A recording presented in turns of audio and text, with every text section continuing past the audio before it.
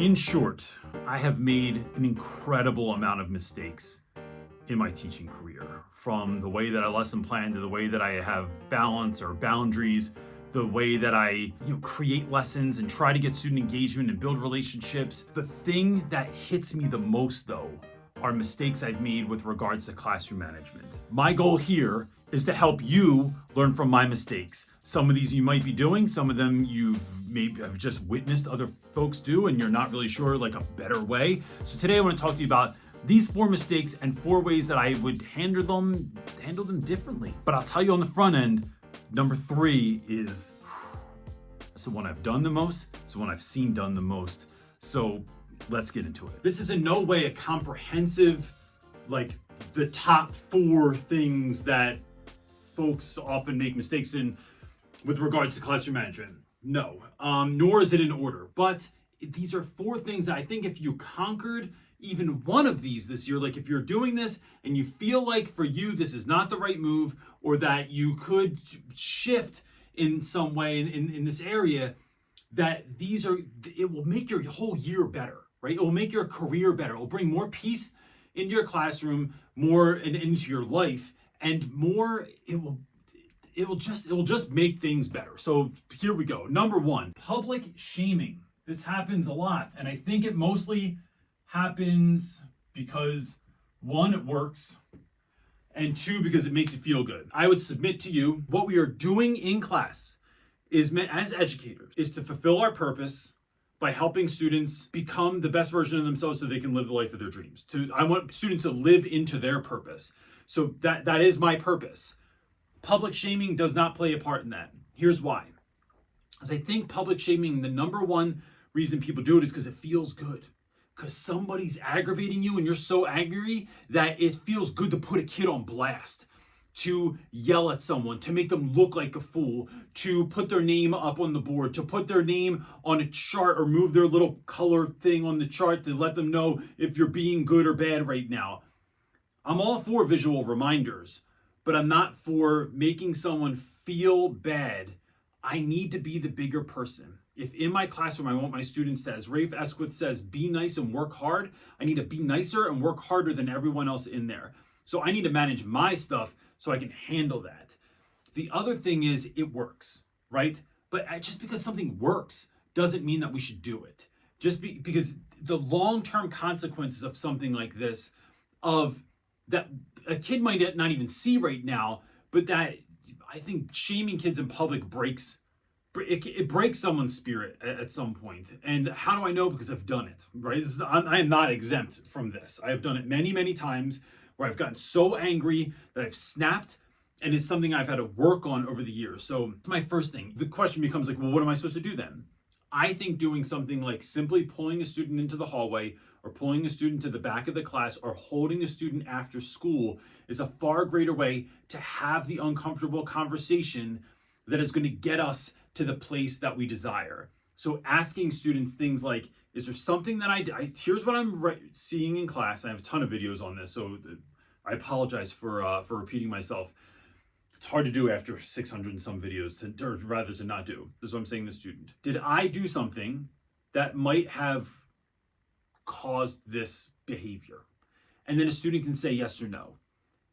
If they say yes, then I can speak to that. If they say no, then it's like, well, this is why this is a problem. And it always comes back to not because you're not listening to me, not because I said so, because I'm the leader, because I'm in charge. I guess those could work too, but it's just not the route that I want to go. I'm about you finding success. And your behavior right now is not leading to you finding success. So we need to reconfigure this to figure out a way that's going to help you find success. The other thing is the one size fits all model, right? This doesn't work either. Here's why.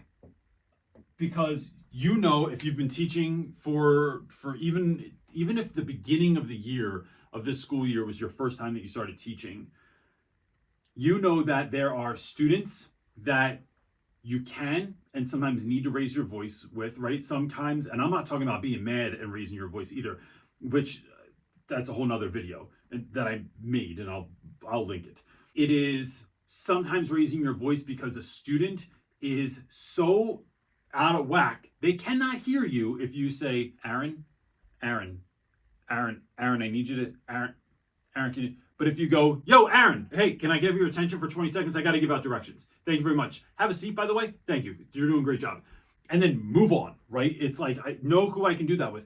I know other kids, if I raise my voice, even playfully, it triggers them. I know some kids that I can use a sense of humor with and be silly with, and kids that don't like it. I know kids that I can be sarcastic with and facetious and kind of like silly in that way.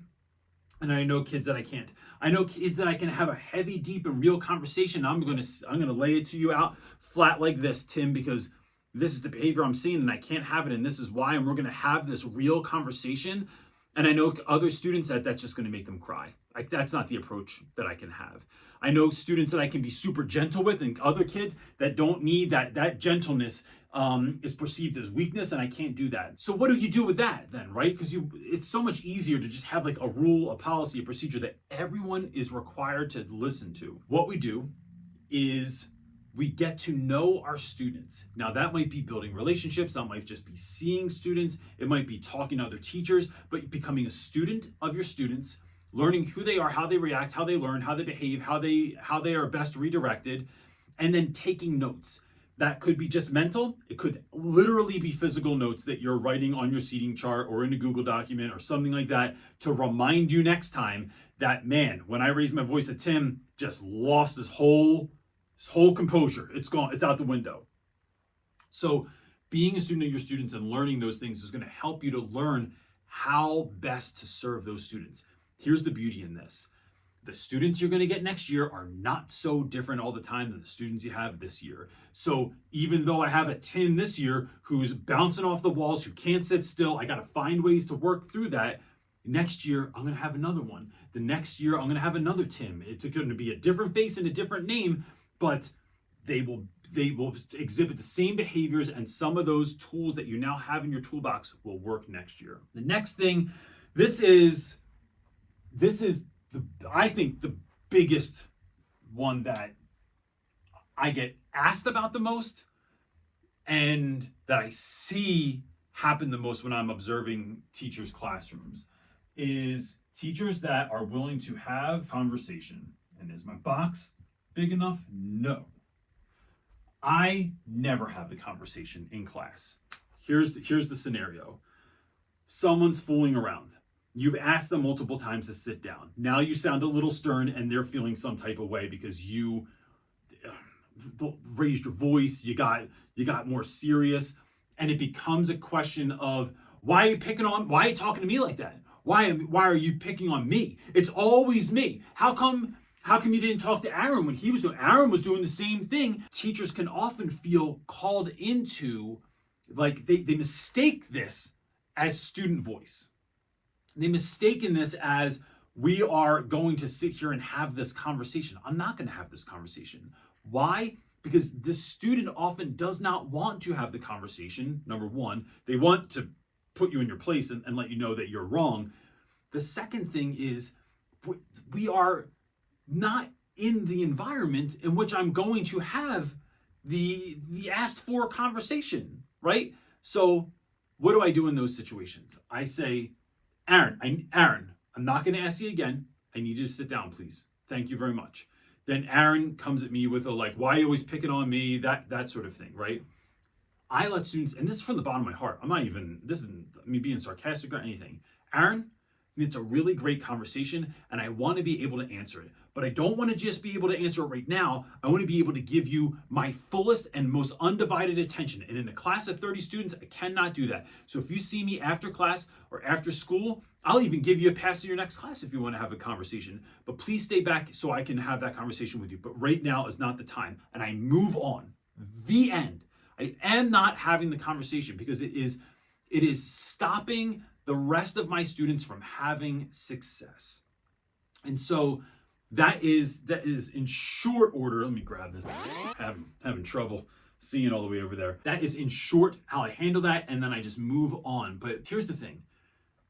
You have to systematize that response. You have to check yourself and know where this is going so that you can have that response, so that you're not getting all up in your feelings. And when that sort of thing happens, now you don't know what to do. That's a great question, and your voice is important. I'd love to talk to you about it after class or after school. Please come and see me, but right now it's not the time. I'm going to move on with my lesson. The end. It's over. There is something to be said if that child keeps talking, and that's probably a whole nother video, but that's what we're going for now. And the last thing is this, y'all. People that are sweating the small stuff. What does this mean in class? Let me give you real life examples of how we get past this one, because it is easy, especially if you're feeling aggravated, if you're feeling overextended, if you're feeling overwhelmed, if you're feeling like there's too much going on in the day and you are just tired of answering questions. This one can get really tricky. So just let it go. Here's what I'm talking about. A student, you have a hard and fast rule that students have to bring a pen or pencil, and someone forgets theirs. They ask you for a pen or pencil and you get all bent out of shape. It's not that big of a deal. If this is a ever evolving daily thing that happens, that's a different conversation, and we can talk to that student about how to best handle that, or make a quick phone call home or an email home. It's kids that need to use the bathroom.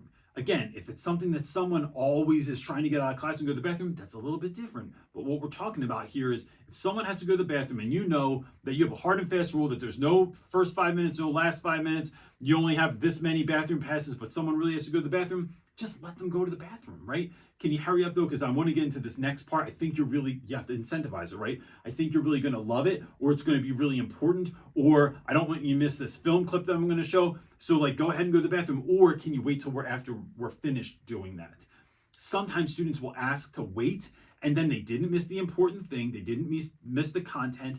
And oftentimes they forget to go anyway. They're like, oh, wait, I had to go to the bathroom. Well, you didn't remind me again. I told you to ask me afterwards. There are students that have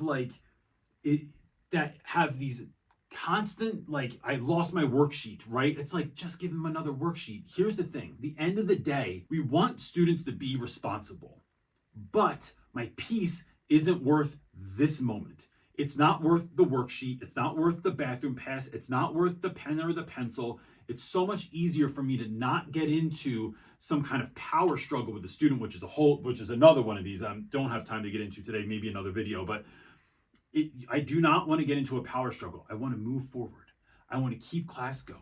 If it's an everyday occurrence, like I said, that's different. If I stop and handle every single thing that's happening in class all the time, and I'm not talking about big things, I'm talking about little things, it's preventing us from getting from this place and what we know and what we can do to this place and what we know and what we can do. It's stopping everybody else's education for the price of what? A worksheet? That's a hard one for folks, I understand, but I'm just leaving it there. So look, I have almost every single one of these has a video that goes with it that I will go into more depth.